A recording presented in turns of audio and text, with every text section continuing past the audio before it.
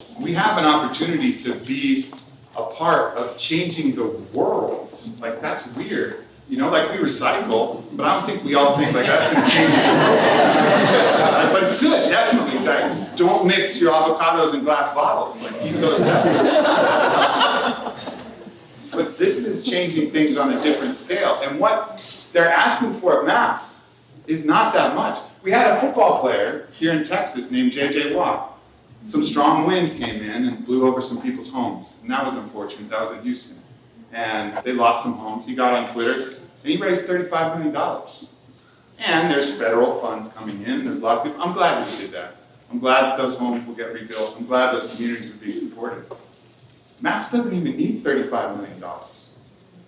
And they can change the world, but people don't know. So right here we have a chance, yeah, sure, we can donate, but we also got to talk about it. Because if people had any fucking clue how important this was, any clue at all, you wouldn't be donating money anywhere else. You'd be like, holy shit, I can change the world. The world! That's the opportunity that we have, and people need to know that. But part of that is people haven't felt it. They've heard misinformation, they've tried things one time, and they've had good experience. You know, we had a dinner last night. People all across the board, highly successful, peak performers. Everybody going around the table said, yeah, you know, that one time in college I did that thing, and it really helped me, actually. But everybody's now curious, like, well, what happens if I have skilled practitioners? What happens if I have people trained in the arts? People truly trained, like a lot of you here, I've gotten to meet and talk to some of you here. What if they're truly trained in the arts and given not just that random press pill that your homie had,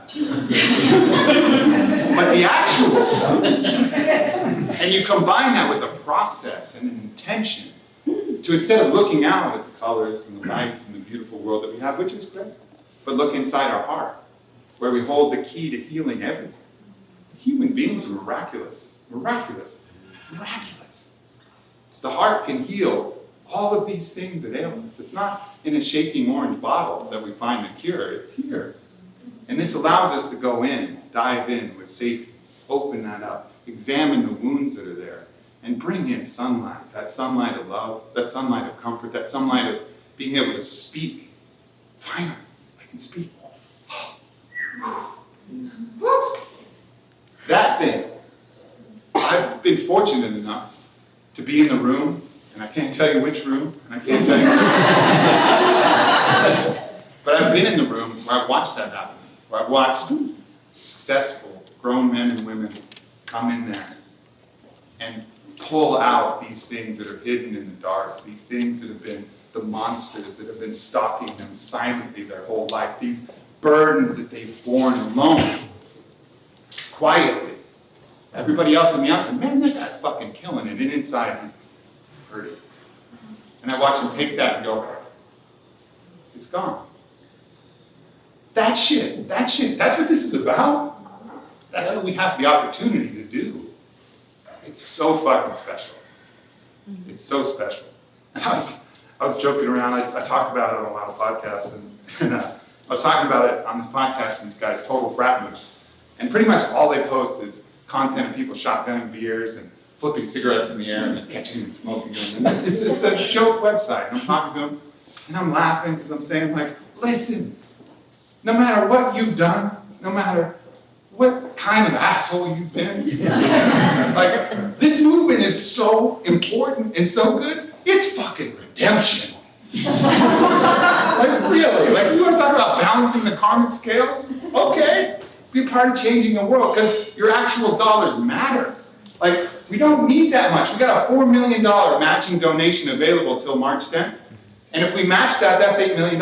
And that's plenty of money. Maybe not only to fund the phase 3 clinical trials here in the States, but maybe internationally as well. So we just need to come up, our world, with $4 million. Some of us have lost that in a day. And we fucking shake it off. Damn, that was a tough day. And that's all it is. That's all we need. And it's so rare that we're so close to the tipping point where, like, every little person can pour their little thimble of water and go, oh, damn, that really meant something. That really mattered. And that's the message that, I want to bring, and that's a message that I hope you guys take out. So again, it isn't about just opening your wallets, which of course we hope you do, because it matters a lot, but it's also just about talking to people. Because I think when people really understand this, that's when the world changes. And you go to places like, I don't know how many people here have been to Burning Man? A lot of people. You find these little pockets, like on the playa. We found a little pocket like this in Tulum, where there's people who have done work to heal the trauma. And you walk around and you go, and everybody you see just looks you in the eye and gives you a hug, and you're like, this could be everybody. This could be the world. Yeah. Like, we're all amazing human beings. We're just filtered through this layer of crap that's twisted and turned like a tree trunk that's gnarly, trying to find its way to the light. Please find the light. Throwing up thorns and protection because we're afraid of what's inside. And we have a chance to unbind all that, unwind, become our true shape of who we really are.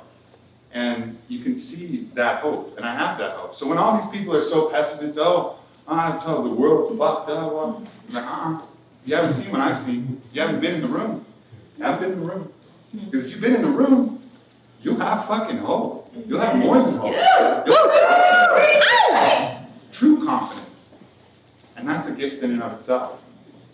And I want to just honor Rick for a moment, because there's a couple human beings who I think about and that really give me inspiration. And one of them I got to meet recently, and it was someone who could probably use getting introduced to Rick and his team after this is all done, but it's Marcus Luttrell, Lone Survivor.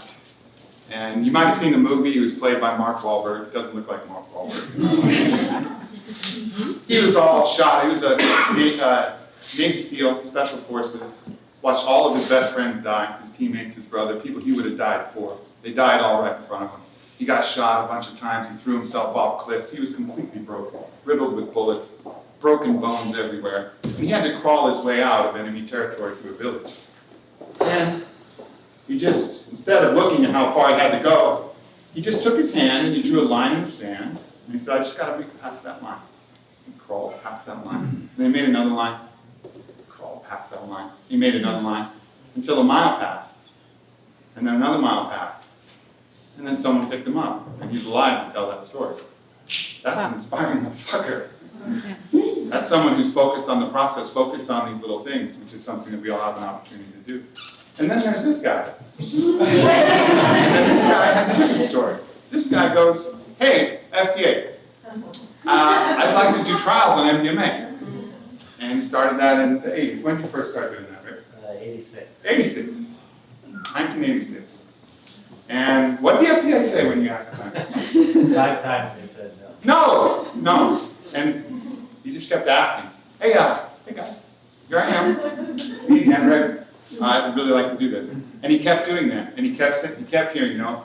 He kept asking. He kept pushing. He kept raising money from wherever he could, finding it any which way possible to keep this thing alive.